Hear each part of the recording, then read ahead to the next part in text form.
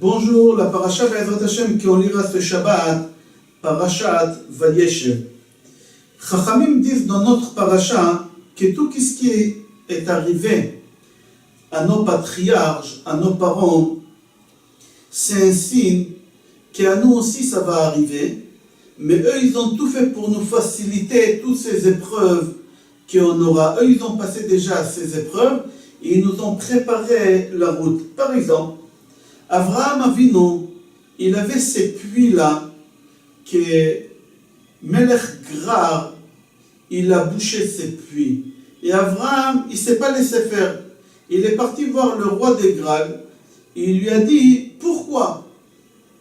Et en fin de compte, Avraham, il a gagné. On voit la même chose. Be'ezrat Hashem, on a eu 2 Beth Amikdash. Et on aura le 3e Bekarov Mamash Be'ezrat Hashem. Les 3 puits, c'est pas n'importe quel puits. Avraham, il s'est bagarré pour ces puits-là, pas parce que ça lui a rapporté quelque chose, pour la simple raison qu'il a su qu'on va souffrir énormément à la destruction du premier temple et à la destruction du 2e temple, jusqu'à 3e temple. Et même Yitzhak, il a appelé le 3e puits qu'il a fabriqué Rechovot. Pourquoi Rechovot? C'est la largesse. Hashem ve'archiva lanu, qu'Akadosh Baruch Hu, il va nous envoyer le 3e Beth Amikdash et il va nous élargir. On se sent trop étouffé avec toutes les épreuves et toutes les souffrances qu'on a. C'est-à-dire que tous les puits qu'Avraham, Melech Grar, il a bouché, Avraham, il s'est bagarré parce qu'il a tout fait pour nous préparer la route. Là-bas, le Ramban dit tout ce qui s'est passé aux parents. Les parents, ils nous ont dit, on vous prépare la route. Alors il faut savoir que chaque personne, au moment qu'il a une épreuve, le Ramban dit, c'est impossible que l'homme ne pourra pas surmonter l'épreuve. Pourquoi? Parce que nos patriarches, ils ont eu déjà cette épreuve. C'est impossible que quelqu'un ait une épreuve, que nos patriarches, ils n'ont pas eu cette épreuve. Et puisque nos patriarches, ils ont eu cette épreuve-là, alors nous, normalement, on doit la passer beaucoup plus facilement que nous on croit, mais seulement nous on rentre dans des imaginations, dans des peurs, et on dit on n'est pas capable. C'est impossible de ne pas être capable. Si on a cette épreuve, les patriarches ils l'ont eu. Si les patriarches ils l'ont eu, ils nous ont préparé la route. Comme ça le Ramban dit. Rav Chaim Mivolojin dit, pourquoi dans la Mishnah, dans Pirkei Avot, c'est marqué comme ça, Asara Dorot min Noach ve'ad Avraham. Et la Mishnah qui est écrite après, c'est marqué Asara Nisyonot Nitnasa Avraham Avinu. La première Mishnah, c'est marqué qu'il y a 10 générations entre Noé et Abraham. La deuxième Mishnah, c'est marqué 10 épreuves, il a eu Avraham notre père. Pourquoi dans la deuxième Mishnah, c'est marqué Avraham notre père? La première Mishnah, c'est marqué qu'Avraham, 10 générations de Noé à Abraham. L'autre Mishnah, 10 épreuves, il a eu Avraham notre père.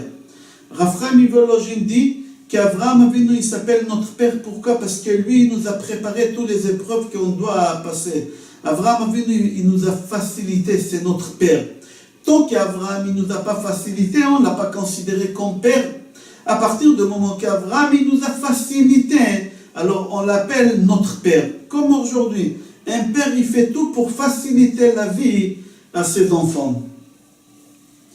Rav Chaim Mivolojin à l'intérieur dit, si le papa, il s'est fatigué, il a tout fait pour arriver à quelque chose, il faut savoir que le fils, ça sera beaucoup plus facile pour lui pour arriver à cette chose. Pourquoi? Parce que son père, il lui a tracé déjà la route. Comme on voit, beaucoup de juifs qui sont capables de donner leur vie pour une mitzvah. Comment c'est possible qu'un juif il est capable de donner sa vie pour faire une mitzvah? Parce qu'Avraham Avinu il a donné sa vie pour faire les mitzvot. Parce que Yaakov il a donné sa vie. Parce que Yitzhak, ils ont donné leur vie pour faire des mitzvot. Avraham Avinu, il s'est laissé jeter dans la fournaise Ur Kasdim, Kifshan Ur Kasdim. Il s'est laissé jeter tout ça pour montrer la grandeur de Hachem. Pourquoi il s'est laissé faire? Parce qu'Avraham il savait que nous, ses enfants, on aura beaucoup des épreuves et on aura besoin de beaucoup des efforts pour que les gens ils vont nous jeter dans, Chas v'Shalom, dans des kifshan à Esh comme ils ont fait. D'où on a eu tous ces efforts-là d'Avraham Avinu.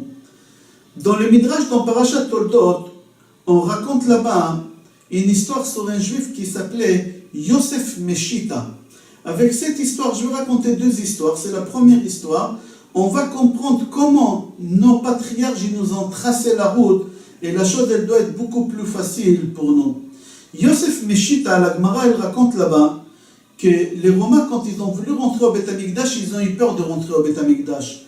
Et ils ont dit aux Juifs, c'est lui qui rentre au Beth Amikdash, la première chose qui fait sortir de là-bas, c'est pour lui. Ce Juif-là, Yosef Meshita, il a dit, moi j'ai pas peur, moi je rentre. Et il est rentré au Beth Amikdash et la première chose qu'il a fait sortir avec lui, c'était la menorah. Pardon, il a fait sortir la menorah et il a commencé à aller vers chez lui à la maison. Pourquoi? C'était prévu, c'est un contrat. Qu'est-ce que je fais sortir? C'est pour moi. Là, les Romains, quand ils ont vu la menorah, qu'elle était énorme, presque 2 mètres d'auteur, ils lui ont dit, mais à peu près 1,80 m et 84. Mais on va dire 2 mètres pour parler chiffrant. Quand ils l'ont vu sortir avec cette menorah, des 2 mètres, ils lui ont dit, mais qu'est-ce que tu fais? Il leur a dit, mais c'était prévu, il y a un contrat, il faut accomplir le contrat. Ils lui ont dit, non, ça, c'est quelque chose de grand. Normalement, ça doit être allumé dans des maisons des rois, que les plafonds, ils sont très élevés. 8 mètres, 9 mètres d'auteur de plafond. Chez toi, à la maison, combien ça doit être? 2 mètres 20, 2 mètres 30, pas plus que ça. Alors, c'est pas pour chez toi. Il leur a dit, non, un contrat, c'est un contrat, je vous laisse pas prendre la menorah. Ils lui ont dit, écoute, regarde, laisse-nous prendre la menorah, et nous, on va te récompenser que pendant 3 ans, tous les impôts de l'État, tu les prends toi. C'est une somme colossale. Tous les impôts, il les prend lui. Il a dit, non, je ne suis pas d'accord, je ne veux pas. Ils ont dit, tu sais quoi, rentre une deuxième fois, qu'est-ce que tu fais sortir de là-bas, c'est pour toi. Il leur a dit, non, je ne rentre plus.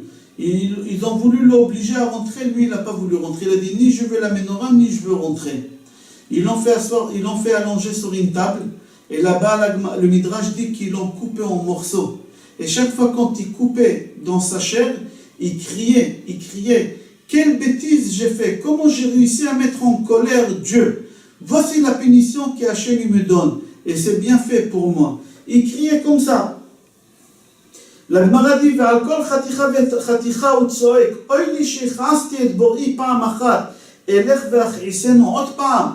c'est bien fait pour moi, j'ai mis en colère Dieu une seule fois. Vous voulez que je rentre encore, les faire en colère encore les mettre en colère encore une deuxième fois? Pardon. Il n'a pas voulu rentrer. La question qu'elle se pose sur ce midrash, comment c'est possible? Il y a 2 heures, lui il est rentré au Beth Amikdash. Il n'a pas eu peur de personne. Il n'a pas eu peur de Dieu, il n'a pas eu peur de personne. Là maintenant, on lui demande de rentrer une deuxième fois, il ne veut pas rentrer. Qu'est-ce qui se passe? Qu'est-ce qui s'est passé pendant ces 2 heures-là? Il s'est passé quelque chose. Le Rav de Ponovitch, Rav Kahneman, donne une très belle réponse. Il dit au moment qu'un juif rentre au Kodesh HaKodashim, c'est impossible qu'il n'y a pas quelque chose qui a pénétré en lui. Lui, en rentrant là-bas pour faire un péché, sans se rendre compte, il y a quelque chose qui a été pénétré pour lui. Et qu'est-ce qui a pénétré en lui? La crainte de Hachem. C'est pour ça, quand il est sorti, il a changé d'idée. Ça, c'est David. Ça, c'est une réponse.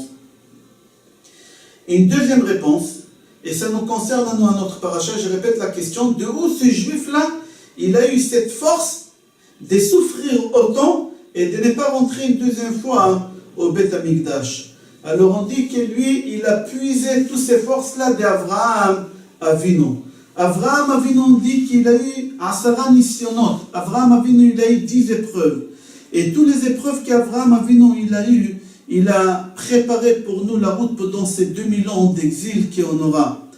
Toutes ces épreuves qu'on a, l'Inquisition, la Shoah, aujourd'hui tous ces Ishmaélim, ils marchent même les Arabes, tout ça, Avraham Avinu, il nous a tracé la route pour qu'on puisse traverser toutes ces épreuves le mieux possible. Je donne un exemple. Un juif qui habite à Neuilly, il habite à Miami, dans des endroits les plus chers. Il a un pavillon, un château particulier, avec une piscine, avec tous les plaisirs qu'on peut imaginer dans le monde. De jour au lendemain, il a décidé de tout claquer et de monter en Israël. D'où il a eu cette force, pour amour d'Israël, quitter tous les plaisirs qu'on peut imaginer à l'étranger et venir habiter ici, en Israël. On dit il a eu ces efforts-là de qui? d'Avraham Avinu. הקדוש ברוך הוא ילדי אברהם אבינו, לך לך מארצך וממולדתך ומבית אביך אל הארץ אשר אראך.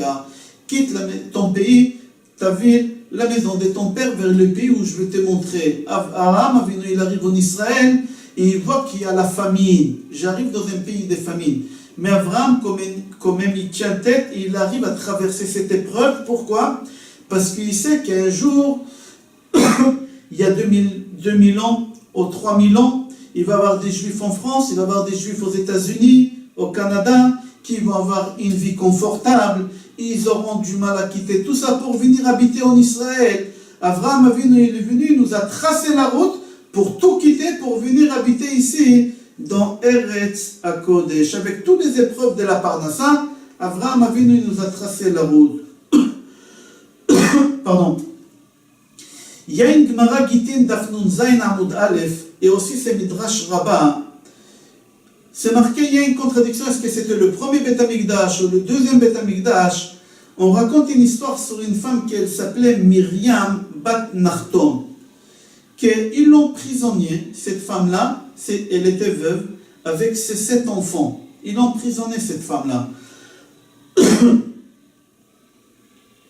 Kessar, elle a pris cette femme et ses 7 enfants, et il a obligé ses enfants de cette femme de se prosterner devant la statue. Et les enfants, ils n'ont pas voulu. Et le roi, il tuait un par un qui refusait, jusqu'à qu'il est arrivé au 7e enfant, le dernier. Le dernier, il n'a pas voulu. Le roi, il a parlé avec la maman Myriam, il lui a dit, écoute, essaie d'expliquer à ton fils, c'est dommage. J'aurai la honte s'il ne va pas prosterner. Viens, on fait un accord. Moi, je vais jeter une bague par terre. Toi, tu diras à ton fils de ramasser la bague. Je ne lui ai pas demandé de prosterner, de ramasser la bague. Les Juifs, quand ils vont le voir se prosterner, ils ne sauront pas que c'est pour la bague. Ils vont croire qu'ils prosternent. Mais toi et moi et ton fils, on sait que c'était pour la bague. Myriam, il lui dit, écoutez, monsieur le roi, je ne peux pas parler avec mon fils maintenant devant tout le monde. Je vais le prendre dans la chambre et je vais parler avec lui. Myriam, elle prend son fils. Là-bas, la Gemara fait les comptes. Quel âge il avait son fils? Même pas 2 ans. 18 mois il avait cet enfant-là. La maman, elle prend son fils et elle rentre dans la chambre et tout de suite, elle lui donne le tété. Et elle lui dit, mange tant que tu peux, parce que tu vas mourir comme sacrifice, comme tes 6 frères-là. Et je veux que tu vas monter au ciel. Et quand tu arriveras au ciel là-bas, je veux Dieu il va te peser pour voir le sacrifice que j'ai donné. Je veux que tu pèses lourd là-bas, alors mange. Et elle a fini un tété, elle lui a donné le 2e tété. Quand il a fini, elle a dit à son fils, écoute-moi, le roi il va jeter une bague par terre. Tu ne fais rien, tu n'écoutes rien, qu'est-ce qu'il te dit? Tu te laisses mourir. Et elle a laissé son fils sortir. Le roi il demande au petit de se prosterner pour ramasser la bague. Le petit de 18 mois, il lui fait non. Le roi, de colère et de rage, il le tue. Avant de le tuer, la maman, elle court vers son fils et lui dit, mon fils, dans 2 minutes, tu vas te retrouver dans les cieux. Va voir notre père Abraham. Dis-lui, toi, tu as sacrifié 1. Moi, j'ai sacrifié 7. Toi, tu n'as même pas sacrifié. C'était une épreuve. Moi, je les ai sacrifiés en vrai. Et le roi, il a coupé la tête de petit, il l'a tué. Rav Shach, Rosh Yeshivat Ponovitch pose la question, c'est quoi cette... On dirait c'est un concours qu'elle fait entre elle et Abraham, moi 7 et toi 1. En vrai, c'est une erreur. C'est pas un concours. Elle a dit à son fils, mon fils, va chez Abraham. Dis-lui, toi tu devais tuer 1, mais tu ne l'as pas tué, mais tu as tracé la route à moi. Moi j'ai réussi à tuer 7. C'est grâce à 1 que tu devais tuer que tu ne l'as pas tué. C'est toi que tu m'as donné tous ces efforts-là. Si ce n'était pas toi, moi je n'aurais pas pu tuer mes 7. C'est-à-dire qu'est-ce qu'on voit toutes les épreuves de nos ancêtres et de nos patriarches, ils nous ont tracé la route pour que nous on puisse tout faire pour continuer notre route comme juifs. Comme ça c'est marqué dans le Midrash. Nous on voit ici que quoi? Que cette femme elle a puisé tous ses cochotes là de haut, et elle a puisé ses cochotes là de Avraham Avinu. Et chaque chose qui nous arrive aujourd'hui, c'est d'Avraham Avinu. On prie, on se souhaite, Be'ezrat Hashem, qu'on aura la construction Be'ezrat Hashem des 3e Beth Amikdash Bekarov Mamash, et qu'on puisse ramener des vrais sacrifices Be'ezrat Hashem. Shabbat Shalom et Kol Tuv.